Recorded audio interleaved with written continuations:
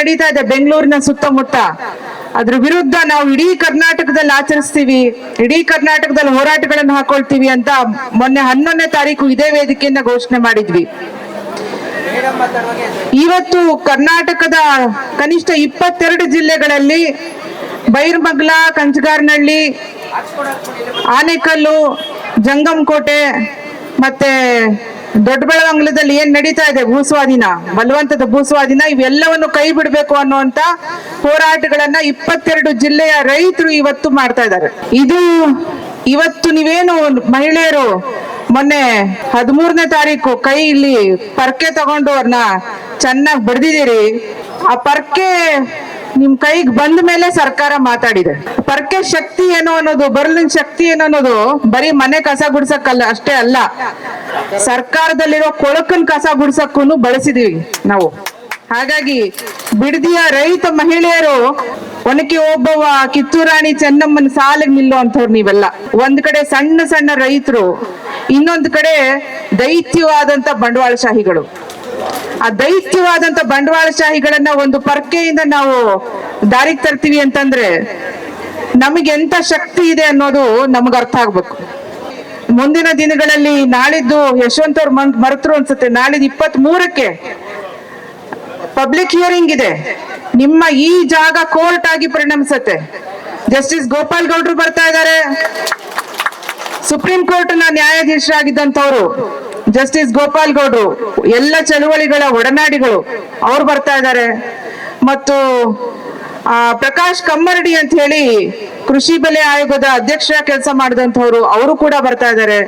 Doctor AR Vasavi ಅಂತ ಸಮಾಜಶಾಸ್ತ್ರಜ್ಞೆ, ಭಾರತದ ಹೆಸರಾಂತ ಸಮಾಜಶಾಸ್ತ್ರಜ್ಞೆ, ಅವರು ಕೂಡ ಬರ್ತಿದ್ದಾರೆ. D ಉಮಾಪತಿ ಅಂತ ಹೇಳಿ ಪತ್ರಕರ್ತರು, ಪ್ರಜಾವಾಣಿಯ ದೆಹಲಿಯ ವರದಿಗಾರರಾಗಿದ್ರು, ಬ್ಯೂರೋ ಅಲ್ಲಿದ್ರವರು, ಅವರು ಬರ್ತಿದ್ದಾರೆ. ಹಾಗಾಗಿ ವೇದಿಕೆ ಅಲ್ಲಿ ವಜಾ ಆಗಿರ್ಬೋದು PIL, ಆದ್ರೆ ನಾಳಿದ್ದು ನಿಮ್ಮೆಲ್ಲರ ಕಣ್ಣೆದುರುಗಡೆ ಇಲ್ಲಿ ಕೋರ್ಟ್ ನಡೆಯುತ್ತೆ. ನಿಮ್ಮೆಲ್ಲರ ಪರವಾಗಿ ಅಲ್ಲಿ ಸುಪ್ರೀಂ ಕೋರ್ಟ್ನ ನ್ಯಾಯಾಧೀಶರು ಜಸ್ಟಿಸ್ ಗೋಪಾಲ್ ಗೌಡ್ರು ಮುಂದೆ ನಿಮ್ಮೆಲ್ಲರ ಅಹವಾಲುಗಳನ್ನ, ನಿಮ್ಮೆಲ್ಲರ ಸಮಸ್ಯೆಗಳನ್ನ ಹೇಳ್ಕೊಳ್ಬಹುದು. ಕೊನೆಗೆ ಅವ್ರು ತೀರ್ಪು ಕೊಡ್ತಾರೆ, ಅದನ್ನ ನಾವು ಸರ್ಕಾರಕ್ಕೆ ಕಳಿಸುವಂತ ಕೆಲಸ ಮಾಡ್ತೀವಿ. ಫೈನಲ್ ನೋಟಿಫಿಕೇಶನ್ ಪ್ರಕಟಣೆ ಪತ್ರಿಕೆಯಲ್ಲಿ ಪ್ರಕಟಣೆ ಮಾಡಿದ್ದಾರೆ. ಇಡೀ ಡೆಕ್ಕನ್ ಹೆರಾಲ್ಡ್ ತುಂಬಾ ಇದೆ ಜಾಹೀರಾತು. ಇದನ್ನ ನೀವೆಲ್ಲ ಊಟ ಆದ್ಮೇಲೆ, ಊಟ ಮಾಡಿರೋರು ದಯವಿಟ್ಟೆಲ್ಲ ಬರ್ಬೇಕು, ನಿಮ್ಮೆಲ್ಲರ ಸಮ್ಮುಖದಲ್ಲಿ ಇದನ್ನ ಸುಟ್ಟಾಕ್ಬೇಕೀಗ.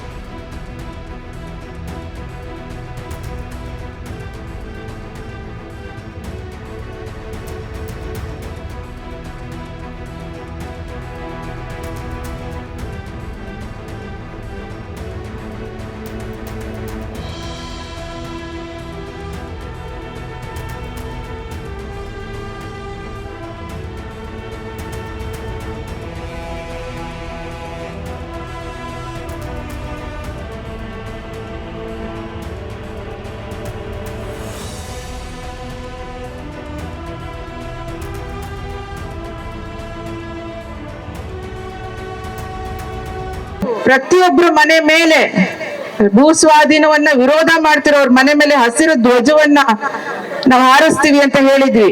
ಹಸಿರು ಧ್ವಜಗಳು ತಯಾರಿ ಮಾಡಿ ಇಟ್ಟಿದ್ದಾರೆ. ತಾವೆಲ್ಲರೂ ಧ್ವಜವನ್ನ ತಗೊಂಡು ನಿಮ್ ಮನೆ ಮೇಲ್ಗಡೆ ಕಟ್ಟಿ. ಕರುನಾಡು ಟೈಮ್ಸ್ ಚಾನೆಲ್ನಲ್ಲಿ ಸುದ್ದಿ ಮತ್ತು ಜಾಹೀರಾತು ನೀಡಲು ಈ ನಂಬರ್ಗೆ ಕರೆ ಮಾಡಿ.